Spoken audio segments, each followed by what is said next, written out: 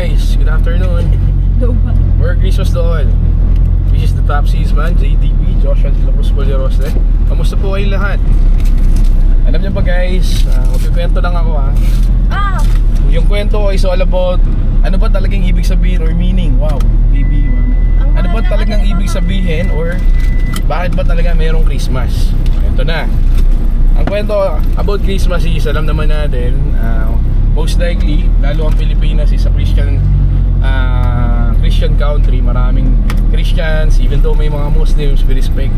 Ano lang po kumbaga parang ang kwento about Christianity is kwento ng isang bata na pinanganak upang iligtas lahat ng tao sa pagkakasala, which is alam naman natin, yung batang yun, yung tinatawag na Savior or yung Messias na sinasabi na magsisave sa lahat ng tao. Dahil nung panahon niya nung pinanganak yung batang yun, yung special na bata na yun, is para isave lahat ng humanity sa pagkakasala dahil sobrang gulo na or ang sasama na ng ginagawa ng tao nung panahon na yun, way back 2,000 years ago pa, or 2023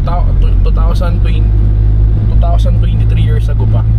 Kaya doon sa part na yun guys, masasabi ko, dahil sa batang yun, or dahil sa nag-iisang batang, special na batang pinanganak na yun, is right now meron tayong peace, meron tayong masasabi natin na meron tayong kapayapaan sa puso natin na pag dumating ang time na darating na yung mismong Creator, yung mismong Savior, meron tayong tinatawag na salvation.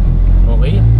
And for me guys, yun nga, nasa John 3:16, for God so loved the world that He gave His only begotten Son, that whosoever believe in Him will not perish but have an everlasting life.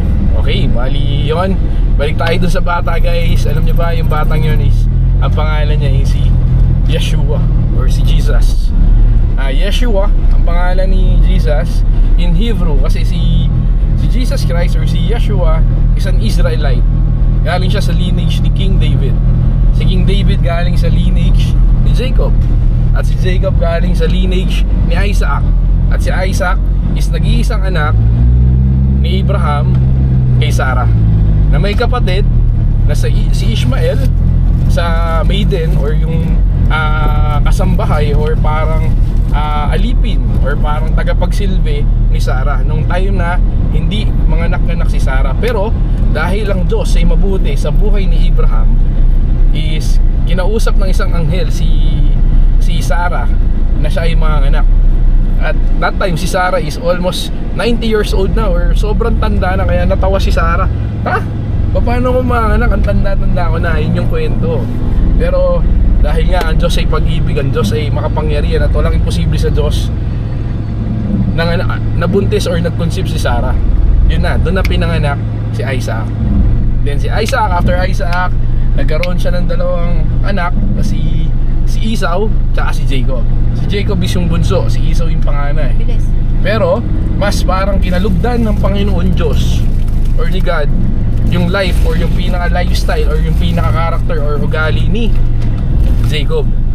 Kaya sa part na yun, after kay Jacob, Esau, then after kay Jacob, nagkaroon siya ng maraming anak, yung tinatawag na 12 tribes of Israel.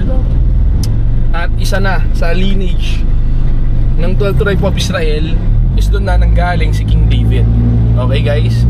Kaya doon sa part na yun, na talagang hari ng hari or kings of kings talaga, totoo, literal hindi ko lang malaman kung bakit parang that was before is tinatawanan, pero nasa lahi talaga ng hari ng mga hari, literal na mga hari, physical na king dito sa mundo natin, at king of kings talaga, yung talagang pinaka nag-iisa, at we want to glorify and honor yung mismong Messiah or yung mismong Savior, Redeemer, and and God natin na nagkatawan tao, which is si Yeshua or si Jesus Christ. And for me anong pinaka moral lesson or pinaka parang mauunawaan natin or parang malalaman or makukuha natin sa kwento ng bata na yun, na special na bata na yun, is it's all about love. It's all about love, na kung saan kung hindi tayo mahal ni God, hindi niya ibibigay yung mismong nag-iisang anak niya o yung bigatin sa niya, word pa nga lang, bigatin na, di ba? Ibig sabihin, talagang super special to, mamahalin to, or talagang pinakamamahal to. Ganun pag mahal mo yung isang tao, ibibigay mo lahat yung pinaka-special.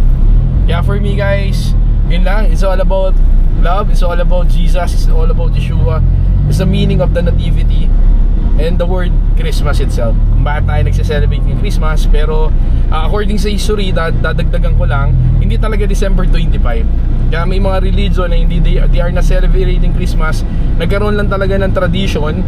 For some reason, medyo malalim na yung kwento ron, naging December 25. Pero according sa history, it happened na pinanganak si Yeshua or our Savior around mga between October to November, kung saan hindi pa nagkakaroon ng snow sa Israel. Kasi during December or month of December sa Israel, merong snow. Kasi bukod tangi ang Israel or ang Jerusalem, Israel, ang bansang Israel ang merong 4 season. Sa part ng Europe, ng mismong gitna, malapit sa ang Israel kasi is very parang very strategical yung location niya. Kasi nasa gitna. Napakaliit na bansa pero napakayamang bansa na kung saan they are blessed because they are the chosen people of God. And for those story guys, yung kwento ko sa inyo, sa totoo lang, wala pong script to, wala po talaga impromptu po to, or yung tinatawag na raw video. Kung ano lang po yung ibigay na insight sa akin ni God, I just share it to you guys para at least may matutunan or may intindahan kayo in a layman's term, sa maikling kwento, kung ano yung mensahe or yung message ni the top salesman sa araw na ito. Merry Christmas to all guys, and may the Lord continue to keep you and bless you. To God be the glory. Merry Christmas. Bye. Bye. Bye. Halika, bye. Alright. Bye guys. Stop recording. Stop recording. Stop recording. Stop recording.